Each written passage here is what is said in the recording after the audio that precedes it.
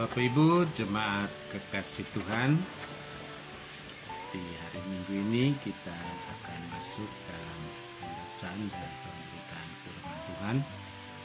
Marilah kita berdoa mohon bimbingan Roh Kudus sebelum membaca dan merenungkan firman-Nya. Kita berdoa. Bapa di sorga, Bapa dalam Tuhan kami Yesus Kristus, firman-Nya hidup. Kami akan membaca firman Tuhan untuk merenungkannya. Kami mohon bimbingan Roh Kudus sekiranya menolong kami dapat membaca, renungkan, mengerti dan melaksanakannya dalam hidup beriman kami sehari-hari. Dalam nama Tuhan Yesus kami berdoa. Amin.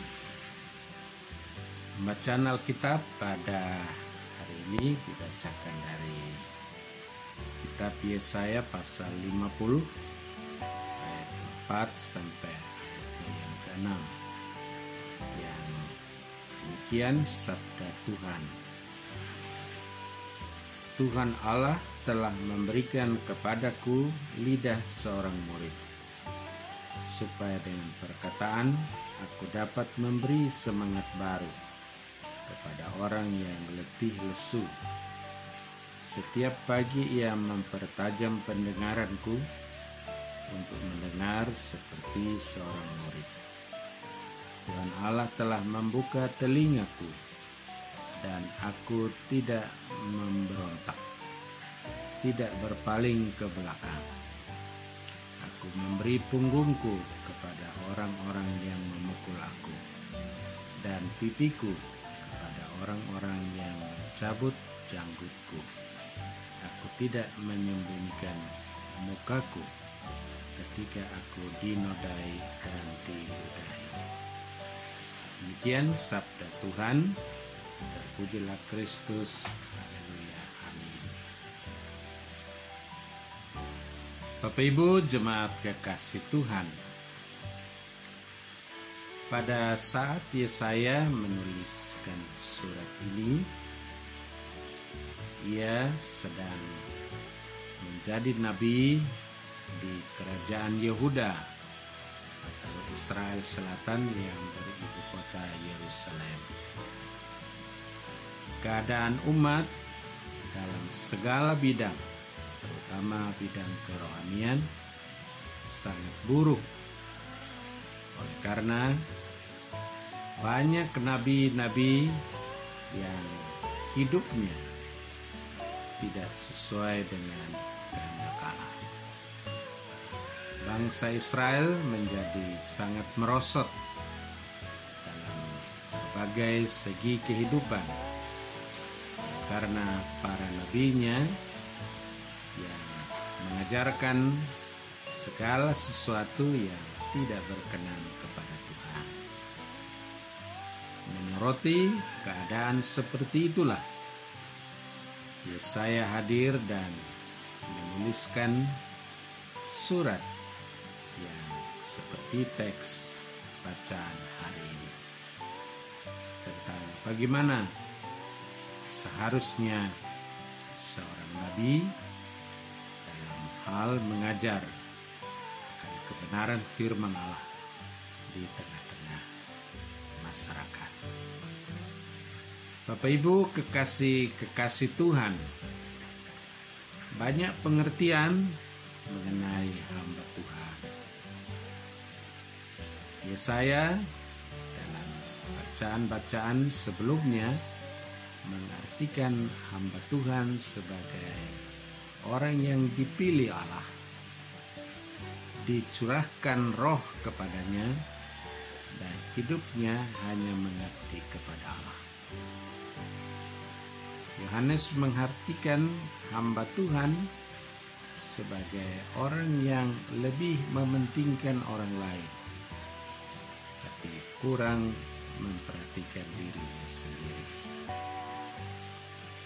Paulus mengartikan hamba Tuhan sebagai orang yang menyembunyikan identitas pribadinya ke dalam identitas Kristus supaya hidupnya berpadanan dengan Injil Kristus.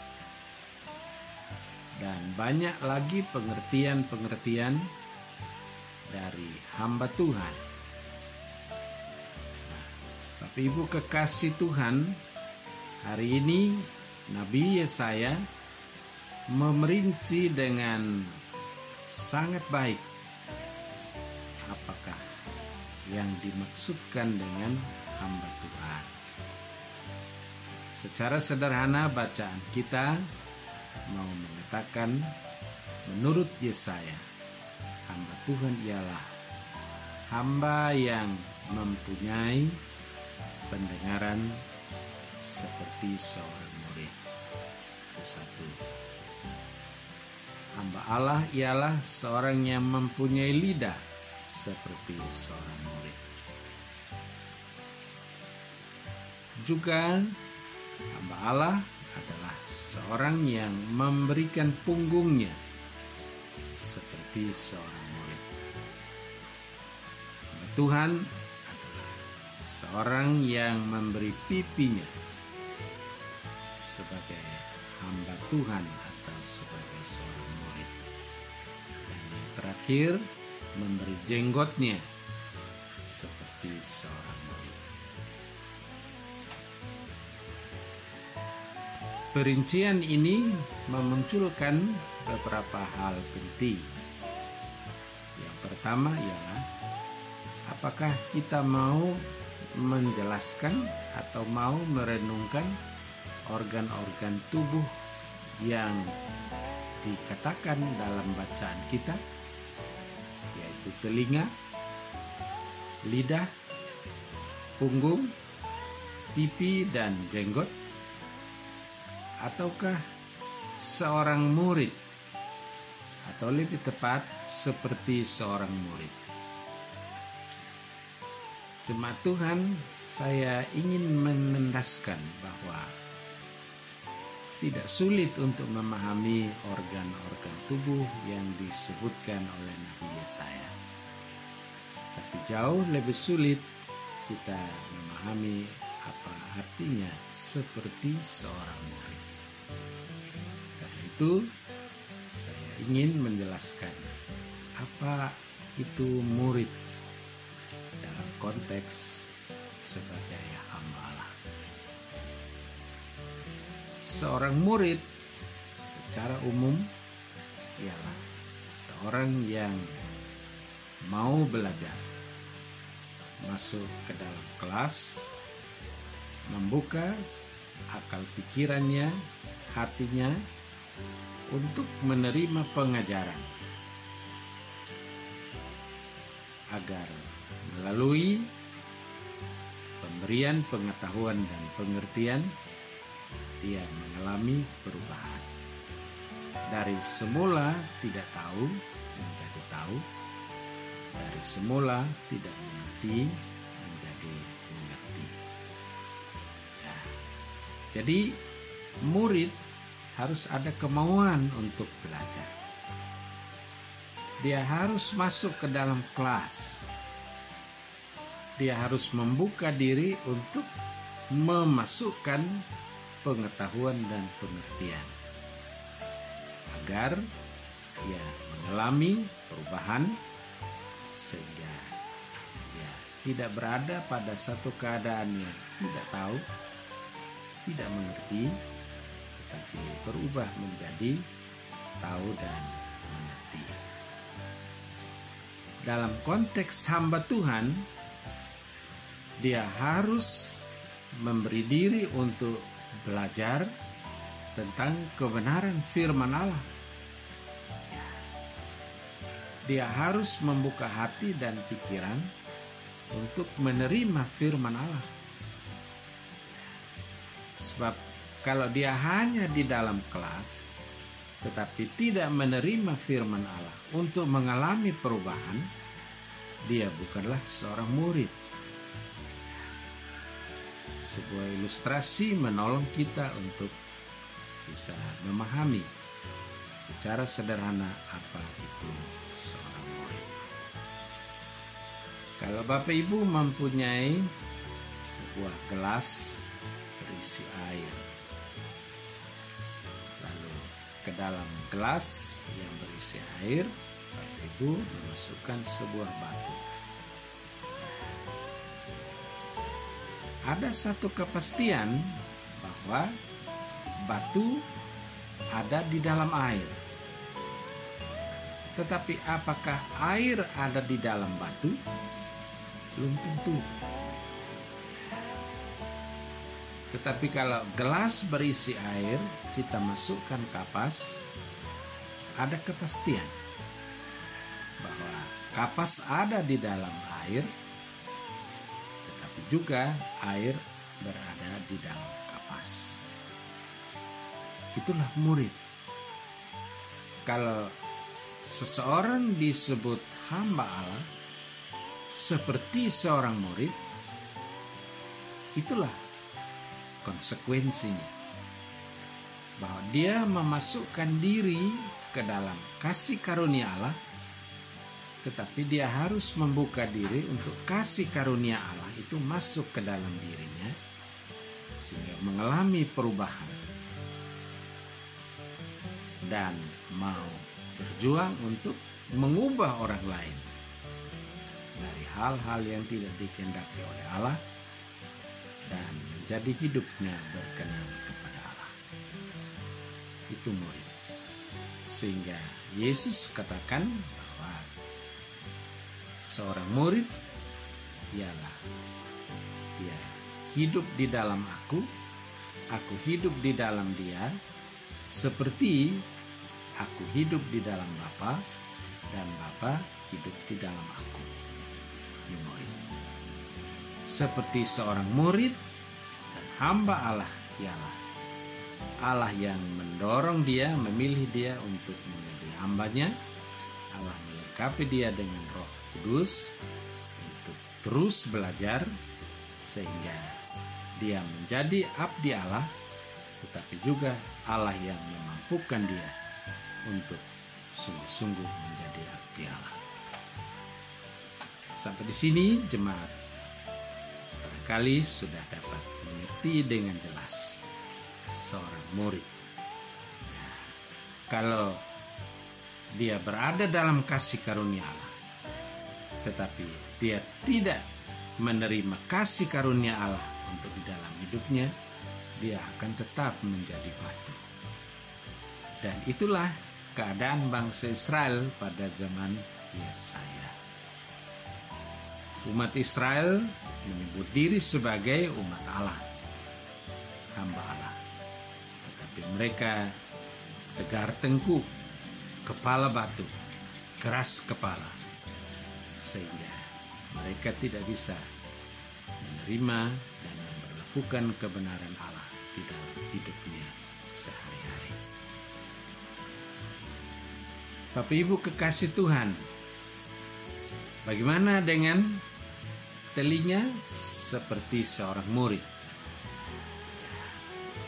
Telinga seperti seorang murid ialah telinga seorang hamba Tuhan harus dikhususkan untuk peka mendengar suara Allah, suara kebenaran firman Allah. Sebab itulah fokus daripada seorang hamba Tuhan seperti telinga seorang murid. Jadi itu kompetensinya seorang hamba Tuhan, telinganya harus difokuskan, dikhususkan untuk peka mendengarkan suara-suara kebenaran Allah. Karena apa? Karena di dunia ini ada sekurang-kurangnya ada 4 kebenaran. Yang pertama itu kebenaran indrawi, apa yang kita lihat dengan panca indera. Ada kebenaran ilmiah dari ilmu pengetahuan. Ada kebenaran empiris, yaitu kebenaran karena pengalaman. Ya. Dan yang tertinggi ialah kebenaran ilahi. Ya. Seorang hamba Allah bertelinga seperti seorang murid, betul dia tidak boleh mengenyampingkan kebenaran indrawi, empiris, ilmiah, tetapi harus jauh lebih besar dan lebih fokus pada kebenaran ilahi. Sebab untuk itulah ia dipilih dan diberi roh untuk mendengar suara-suara kebenaran Allah dan disampaikan kepada umat. Ya, salah satu contoh kebenaran indrawi, ya, belum tentu sebagai kebenaran ilahi. Apa yang kita lihat? Matahari terbit dari timur, terbenam ke arah barat. Menurut indera, matahari yang berjalan dari timur menuju ke barat.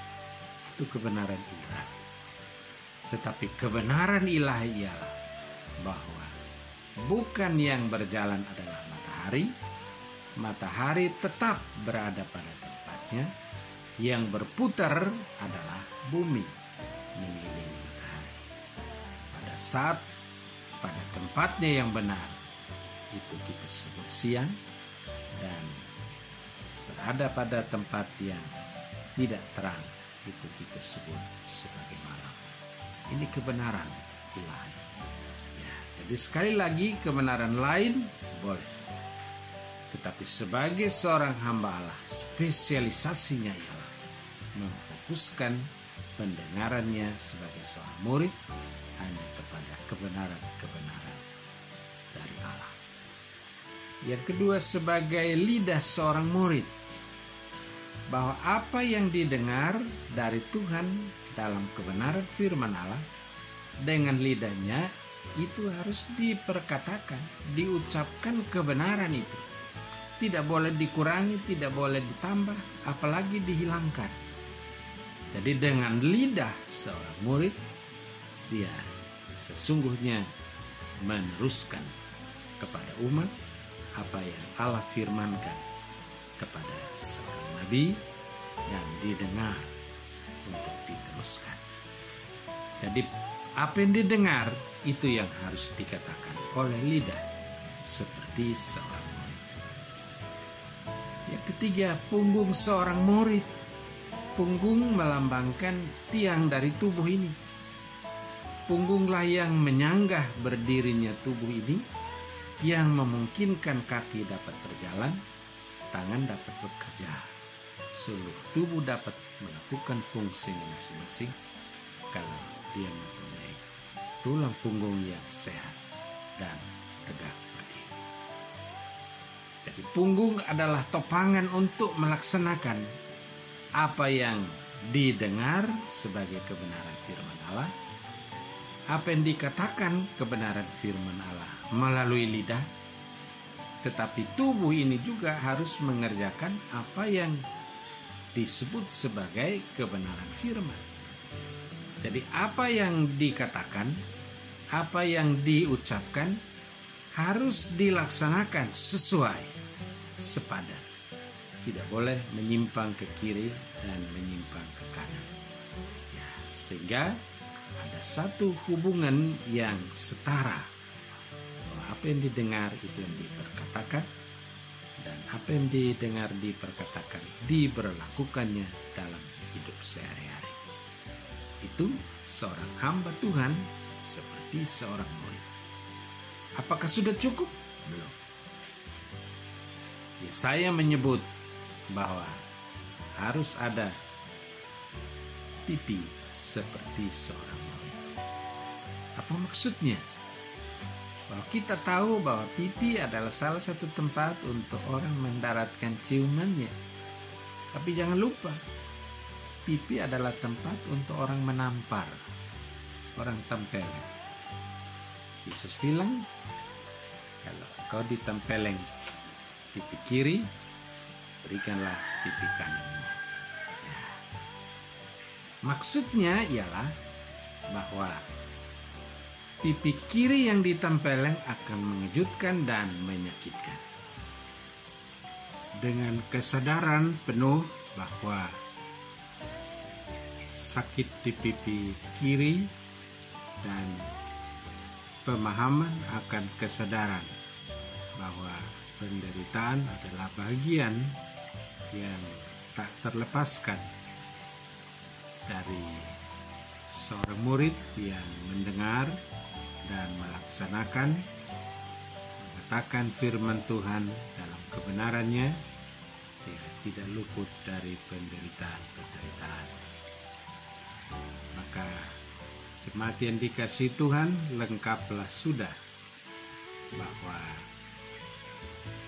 pendengaran yang berkualitas, perkataan yang berkualitas, pelaksanaan firman Allah yang benar, dan menderita karena kebenaran firman Allah adalah sebuah gabungan pekerjaan yang bernilai dan bermutu tinggi. Perpaduan segala sesuatu itulah yang disebut integritas. Integritas kata dasarnya dalam bahasa Latin disebut inteque, artinya utuh dan sempurna. Di dalam bahasa Inggris kata dasarnya integer, artinya padu, menyatu, dan utuh. Sehingga integritas dapat dikatakan sebagai sebuah kenyataan yang berkualitas, perpaduan antara unsur-unsur yang berkualitas menghasilkan sebuah pribadi dan kepribadian yang berintegritas. Jemaat yang dikasihi Tuhan, inilah yang disebut sebagai hamba Tuhan yang berkenan kepada Allah. Bapak Ibu kekasih-kekasih Tuhan, seorang hamba Tuhan yang berintegritas di luar pantauan Tuhan akan membuka pintu-pintu kecil bagi iblis untuk merusak seluruh penata layanan kita.